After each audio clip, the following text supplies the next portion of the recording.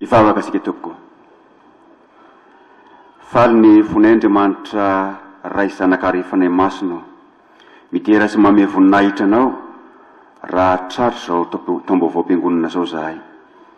Ianao no nitantana anay teo mpamakivakiana ny taona, niaro anay, nampahery anay ary nanangana anay ihany koa ianao raha sindralavo izay. Faly zay fa manana mpanjaka be fitiavana, mpanjaka malemy fanahy, mpanjaka mahery ihany koa zay miady ho anay. Jesosy io, ataovy matoky anao tokoa zahay, ka hiankina aminao amin'ny fiainany manontolo, ary ataovy tianao zahay, ka afoy izay rehetra mampisaraka anay aminao. Dia mitsotra zay no zao fotoana fifaliana zao, ianao no angatahanay, hamangy ny fony tsiraray avy, hiteny aminay, ka tonga anay handray ny havatrao. Amin'ny anarany masina sy mahafonjy angatana izany Jesosy. Amen.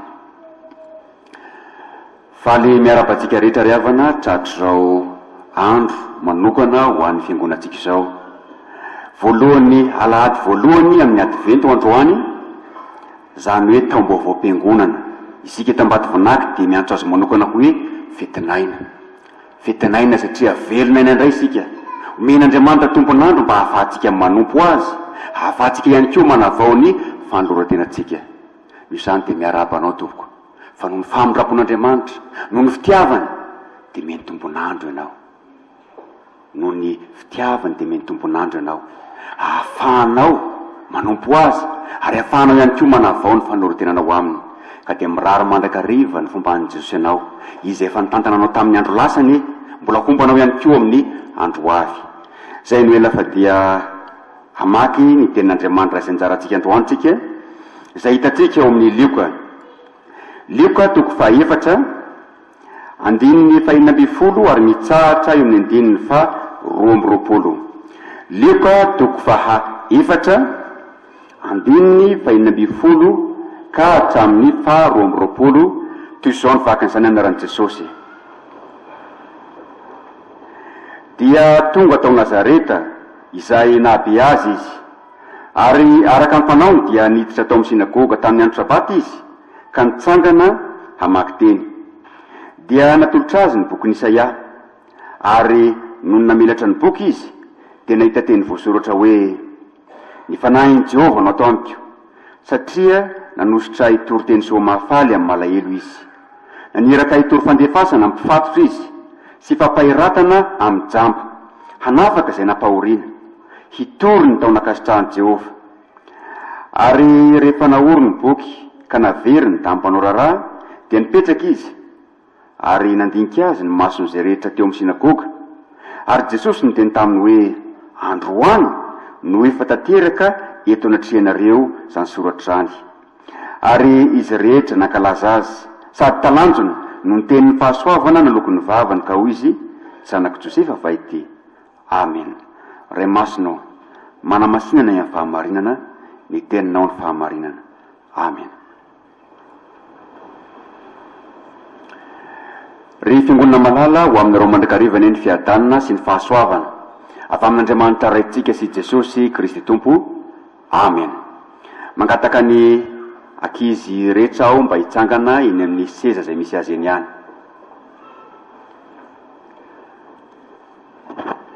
Iny tiraka izy gazety ity. Fantatsika tsara fa ny gazety dia milaza vaovao. Zany hoe zavatra rehetra izay mitranga amin'ny fiainan'ny olona andavanandro no ambarany gazety. Ny hitatsika mazana anatin'ny gazety dia vaovao ratsy. Eto zao raha mijery, misy lozam-pifamoivoizana ato, misy von'olona ato, hitato ihany koa ny fahitran'ny firenena sy ny zavatra maro isan-karazany izay mitranga eo amin'ny fiarahamonina. Mazana vaovao ratsy navoaka ny gazety, ary tsy hoe izy ny mamorona, fa ny zavatra mitranga mihitsy ny eo amin'ny fiarahamonina sy eo amin'ny fiainantsika no ratsy ny akamaroana. Ary na dia mifanerasera amin'ny namantsika ary sika ka mandray vaovao, mazana vaovao ratsy no entsika. Fa amin'ity ity dia ambaran'i Jesosy fa izy tonga hilaza vaovao mampaloha antsika. Jesosy manambara vaovao mahafaly ho atsika. Tamin'ny andro taloraka izy ny atao hoe vaovao mahafaly dia fanambarana fa mandresy ny fahavalo miaramila. Zao mantsy, rehefa misy fanjakana anankiroa miady dia miala ao an-tanàna ny miaramila sy ny vatan-dehilahy mifanandrina amin'ny fahavalo, de mitebiteby ny vahoaka, mitebiteby ny zaza mambehivavy mandra-pivery ny miaramila. Ka mba hatonga azy roa tsy tebiteby maritra rehefa resy ny fahavalo de maneraka olona anankiray miaramila sy ny mpanjaka hanambara ny vahoaka izay mitebiteby hoe aza mitebiteby tsony nareo fa efa resy ny fahavalo. Zany natao hoe vaovao mahafaly tamin'ny fotoan'andro. Fa ankehitriny ny vaovao mahafaly izay entin'i Jesosy antsika dia fanambarana fa resin'i Jesosy ny fahavalontsika, resy ny devoly, resy ny fahafatesana, ary resy ny ihany koa ny fahotana. Jesosy manambara vaovao mahafalo antsika satria resy ny fahavalo izay mampiororo antsika, resy ny devoly, resy ny fahafatesana, ary resy ny ihany koa ny fahotana izay mampahory olona maro. Ary zao nambarany antsika ny tian'io ty: ny fanahin'i Jehova no ato amiko satria nanositra toriteny soa mahafaly amin'ny malahelo izy. Averintsika kely ary le hoe ny fanahin'i Jehova no ato amiko. Averinareo zay.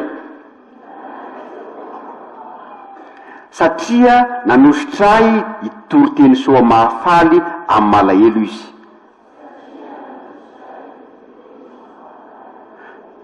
Satria nanositra hitoriteny soa amin'ny malahelo izy. Isika anie zany malahelo zany, ny hoe malahelo dia mahantra. Malahelo isika manoloana vaovao ratsy isan-karazany izay iretintsika sy miatra amintsika raty eo. Kanefa Jesosy ny fanahin'i Jehova ny eo aminy satria nanositra azy toriteny soa mahafaly amin'ny malahelo izy. Averinareo farany ary: ny fanahin'i Jehova no atoko amiko satria nanositra toriteny soa mahafaly amin'ny malahelo izy.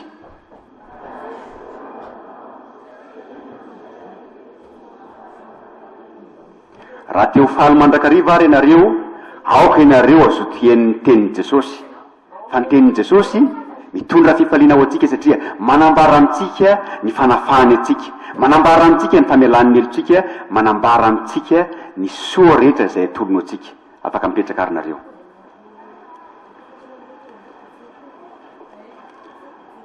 Ny tenin'Andriamanitra izay anjarantsika ny ty maraina ty ry havana dia maneho ny antony nahatongavan'i Jesosy eto amin'izao tontolo izao.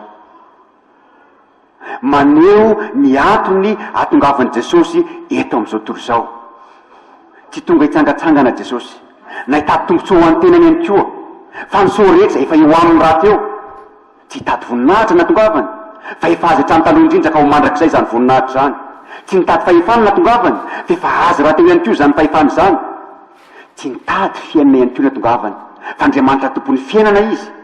Fa ny atongavany dia zao: hizara amintsika olombelona mpanota ny soa rehetra eo aminy, hanafaka atsika amin'izay rehetra mangeja atsika, ka ame atsika fifaliana, satria ny olona izay voageja tsy manana fifaliana izy. Ny tenin'Andriamanitra anjara atsika amin'ity marina ty dia maneho ny antony natongavany Jesosy. Raha atika miteny hafa dia maneho ny maha-Mesia azy, satria Jesosy ny Mesia nandrasana. Ny hoe Mesia dia adika eto hoe nosoran'Andriamanitra. Ny fanahin'i Jehova natao amiko Jesosy satria nanositra hitoriteny soa mahafaly amin'ny malahelo izy.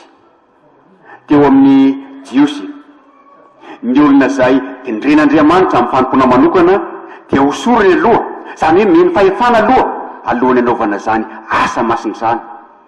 Anisanazo zany ny mpanjaka, anisanazo zany ny mpisorona, anisanazo zany ihany koa ny mpaminany.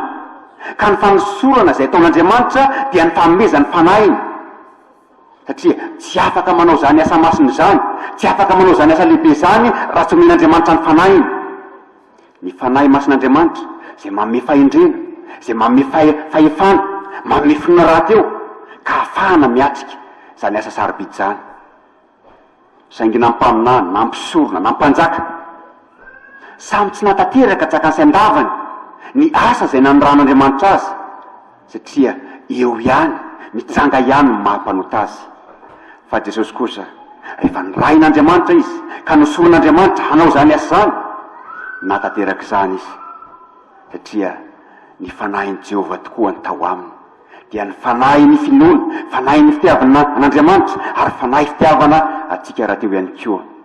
Ity teny zay niraisin'i Jesosy tao amin'ny sinagoga ty dia manambara indrindra izay nambaran'ny mpaminany Isaia ao amin'ny Isaia 120 andininy 1 sy ny 2. Ny Isaia 120 andininy 1 sy ny 2 dia maneho ilay mpanompon'i Jehova izay nirainy hanambara vaovao mafaly, hanambara teny soa mafaly ho an'ny zanak'Israely izay babo any Babilôna. Atao hoe mpanompon'i Jehova io mpanompo io, mpanompo manambara vaovao mafaly tamin'ny zanak'Israely, kanefa mpanompo niaritra ihany koa fahoriana. Jesosy no ambaran'izy io. Jesosy hitondra fanafahana ary mitondra fahoriana ihany koa ho famonjena antsika tsiraray avy. Eto dia ambarany tenin'Andriamanitra izay anjarantsika fa Jesosy no tonga hanatanteraka ny sitrapon'Andriamanitra dia tsinona fa ny fanafahana atsika. Ny asan'Andriamanitra izay nanirahany voalohany an'i Jesosy dia nitory-teny soa mafaly amin'ny malahelo, nitory-teny soa mafaly amin'ny malahelo. Ny fanahin'i Jehova natao amiko io Jesosy eto satria nanositra hitory-teny soa amin'ny malahelo izy. Jesosy nosoron'Andriamanitra, nirain'Andriamanitra hitory-teny soa amin'ny malahelo. Ny dikany hoe malahelo dia mahantra ny olona lavitra n'Andriamanitra, mahantra ny olona lavitra n'Andriamanitra satria miatra aminy avokoa ny fahoriana isan-karazany, na fahoriany saina zany, na fahoriany fo zany, na fahoriany fanahy ihany koa zany, na fahoriany vatana ihany koa. Tonga Jesosy hitory-teny soa mahafaly ho an'ny malahelo. Ary mampiavaka an'i Jesosy dia zao, tsy mitory-teny soa mahafaly ihany izy fa mahatateraka zany teny soa mahafaly zany ho an'ny olona izay mahatsapa ny tenany ho mahantra tokoa, ho an'ny olona izay mahatsapa ny tenany ho mahantra tokoa. Ny dikany hoe hitory-teny soa mahafaly amin'ny malahelo dia ambaran'i Jesosy eo ambany eo, hitory ny tao nakasitrahan'i Jehova, hitory ny tao nakasitrahan'i Jehova. Ary ny tao nakasitrahan'i Jehova dia tsinona fa ny jobily na ny fanafahan'Andriamanitra isaka ny 50 taona. Teo amin'ny zanak'Israely dia nisy ny atao hoe taon-jobily. Amin'ny taon-jobily dia misy ny fitsarana ka ny andevo rehetra dia fitsorana, ary ny olona manana trosa dia afahana ihany koa amin'ny trosa izay mahazo azy. Ary tena fifaliana lehibe ho an'ny zanak'Israely zany satria ny olona izay tambesara trosa fatatsika tsara ny mahazo azy. Fa misy taona tsika misy trosa ny olona eo amintsika, tsy ahitatsika fifaliana zany, kanefa rehefa inzay le olona miteny antsika hoe avosotro ny trosa aminao fa tsy mila mameriny zany tsony ianao, tena fifaliana lehibe ho antsika zany.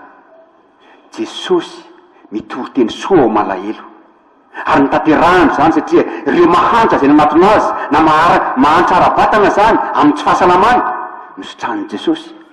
Ary ireo mahantra ara-panahy ihany koa dia tsy iza fa ireo olona izay mahatsapa ny tena no mpanota mahantra eo anatren'Andriamanitra. Tena avelan'i Jesosy eloko mamesitra antsika ny fahotantsika, mamesitra antsika ny helotsika satria izany ny hevitra mampisaraka antsika n'Andriamanitra. Ary na inona soa azony olona eto amin'izao tontolo izao kanefa izy tambesarany zany helony zany, tsy mahita fiadanana izy. Zay mahatonga ny taolo razantsika manao hoe aleo enjehan'ny ombo masika toy izay enjehan'ny eritreritra. Aleo enjehan'ny ombo masika ozy toy izay enjehan'ny eritreritra satria ny olona izay tambesarany heloka tsy manam-piadanana, tsy manam-pifaliana. Raha ny olona hafa aza mahatsiaro hoe manana lahelo amintsika, atsiarovantsika hoe manana lahelo amintsika, tena mitambesatra amintsika zany, indrindra fa hoe Andriamanitra. Kanefa Jesosy manambara amintsika eto fa mitory-teny soa mahafaly ho an'ny malahelo izy dia tsinona fa ny famelan-keloka ho an'ireo olona izay mahatsapa ny fahamendrehany, mahatsapa ny fahotany ka mibebaka amin'izany.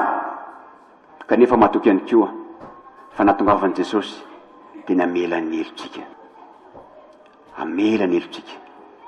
Raha toka ny tantaran'ny zanak'Israely mijerena, nisy fotoana izay nahababo azy ireo tany Babilôna. Tany Babilôna dia niadana izy ireo, tsy tahaka nazo azy tany Egypta. nahazo tany manokana izy ireo ary noentina tsara tahaka ny vahoaka tao Babilôna ihany koa, kanefa zao nahatsapa izy ireo fa tsy manana fiadanana raha toka lavitra n'Andriamanitra. Ary manoloana izany dia nanana hitahita mafy izy niveriny indray any Jerosalema. Torak'izany koa sika mpanota manitra, na inona sy ho azontsika eto amin'izao fiainana izao, tsy manana fiadanana isika raha toka lavitra n'Andriamanitra. Ary io nambaran'i Saint Augustin hoe misy toerana banga ao anatsika ao, ary io toerana banga io dia manana ny endrika Andriamanitra. Zany hoe tsy misy mahafenao io fahabangana io raha tsy Andriamanitra ihany. Maro ny olona izay tia meno banga ao anatiny amin'ny zavatra maro isan-karazany eto amin'izao tontolo izao, amin'ny fifaliana, amin'ny fety isan-karazany. Eo ihany koa ireo izay manara-po amin'ny fahotana, saingy tsy mety feno izany banga zany. Fa ny olona kosa izay manana an' Jesosy manana fifaliana satria voavela heloka izy. Jesosy tompoko mitory teny soa mahafalo atsika amin'ny fanambarana antsika fa voavela ny helotsika, isika izay mibebaka amin'ny fahotantsika, isika izay mahatoky ny famelan-keloka izay atolony. Ary zany no taona ankasitrahana Andriamanitra, ankasitrahana isika raha toka manatona azy amin'ny fonona tokoa. Kanefa tsy nitory teny soa mahafaly amin'ny malahelo ihany natongavan'i Jesosy, fa ny rain'Andriamanitra ihany koa izy hitory fampahiratana amin'ny jamba. Ny rain'Andriamanitra Jesosy hitory fampahiratana amin'ny jamba. Ary hitantsika arabaky teny izany, satria maro ny jamba izay nanatona Jesosy kanefa nosotrany. Eo amintsika olombelona dia tsy tatintsika naretina inona, nankilema inona, fa nisan'ny kilema izay tsy tiatsika indrindra ny jamba. Tsy mahita izay fahitan'ny olona, ary tsy maintsy miankina amin'ny hafa mandrakariva ny olona jamba amin'ny akapobeany. Ka tena fahasoavana lehibe zany hoe sitranina ny fahajambany zany. Ary fantatsika tsara ihany koa fa nisan'ny aretina sarotra sitranina ary mazana ary tsy ahitana fanafany ny fahajambany. Kanefa ireo jamba nanatona Jesosy dia nahazo zany fahasitranana zany izy. Tsy ny jamba ara nofeana nefa ny sitran'i Jesosy, fa ny jamba ara-pana ihany koa. Dia tsy iza fa ireo olona tsy mahita ny fitiavan'Andriamanitra, ireo olona tsy mahita ny famonjen'Andriamanitra ihany koa. Jesosy ny rain'Andriamanitra hitory fampahiratana ho an'ny jamba, zany hoe ny hanafaka atsika ny fahajambantsika, ny tsy finoana zany, ny fahotantsika zany, isika variana mirehaka izao tontolo izao zany, izany ny fahajambana mahazo atsika. Kanefa Jesosy ny rain'Andriamanitra hampahiratra amin'ny masontsika. Nisy toerana anankiray tao Afrika tao, nahantra nandritry ny fotoana maharitra. Taty aoriana nahafantatra fa hay izy ireo tsy tokony hantra, satria misy arena lehibe eo ambanin'ny taniny ao, ary nisy fiovana lehibe vokatra zany. Torak'izany koa ny olona mazana izy tsy mahafantatra fa misy arenany eo akaikiny eo, dia tsy iza fa Jesosy. Variana amin'ny arena mandalo zao tontolo zao, kanefa Jesosy tonga hampahiratra amin'ny masony ka hampafantatra ny olona fa Jesosy ny tena harena maharitra mandrakizay, harena azotsika amin'ny fiainana mandrakizay, harena mitondra fiadanana tokoa ho an'ny tsirairay avy. Ary Jesosy manome antsika fampahiratana ka hitantsika azy. Sambatra na tompoko fa nampahiratany Jesosy ny masonao. Ary inona netiny hampahiratana masontsika? Ny tenin'Andriamanitra io netiny hampahiratana masontsika, satria ny tenin'Andriamanitra io ny fanilo ny tongotsika sy fanazavana lalantsika. Raha tsy misy ny fahazavana, tsy mahita ny lalana tokony hombaniny ny olona, tsy mahafantatra ny manodidina azy ny olona.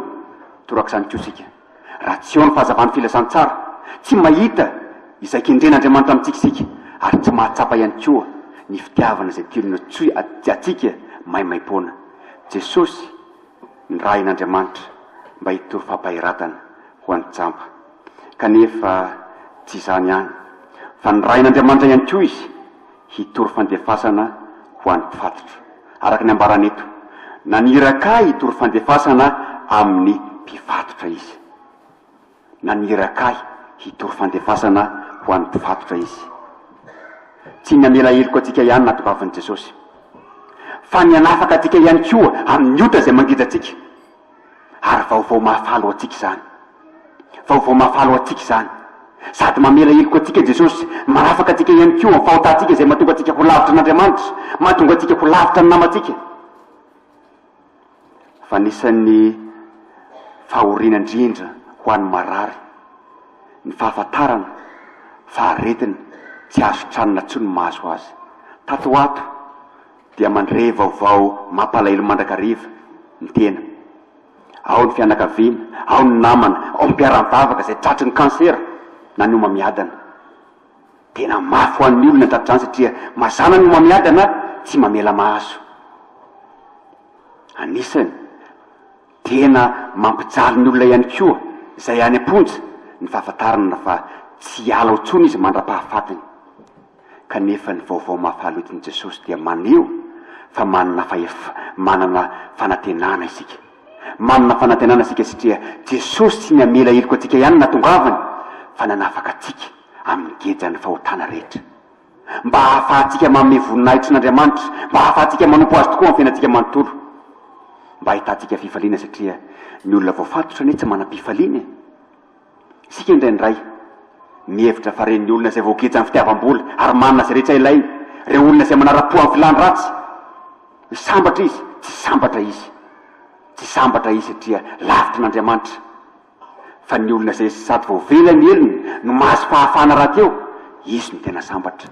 Ary anisan'izany ianao, Jesosy manafaka anao, ary tsy andrasana zany tompoko, tsy andrasana ratra izay zany fa ankehitriny zany. Ary izay nambaran'i Jesosy eto, ankehitriny dia tanteraka aminareo zany teny zany.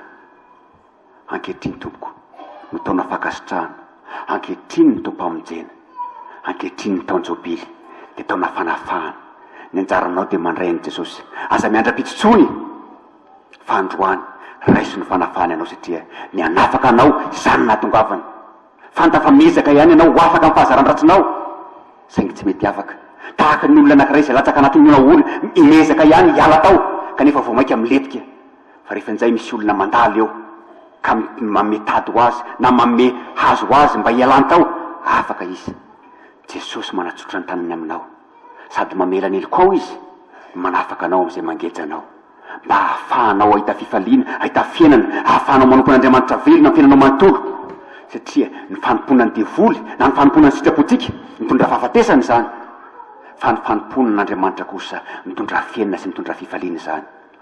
Jesosy ny rain'Andriamanitra hitory fandefasana amin'ny mpifatotra. Ankehitriny zany fotoana zany, aza miandro fotoana hafa intsony fa androany Jesosy dia mianao fiainam-pahafahana tokoa satria ny rain'Andriamanitra izy hitory teny soa ho an'ny malahelo. Izao zany malahelo zany, ianao zany manitra zany, kanefa tonga manan-karena anao satria Jesosy ilay harena lehibe ny tonga harenanao. Dia voninahitra anie ho an'Andriamanitra raisina karifanahy masina zay azy hatramin'ny taloha indrindraka ho azy mandrakizay. Amen. Raisy ny fitahina, ny fitiavan'Andriamanitra ray, ny fahasoavan'i Jesosy Kristy Tompo ary ny firaisina fanahy masina ho amin'ny rehetra ny hatramin'izao mandrakizay. Amen.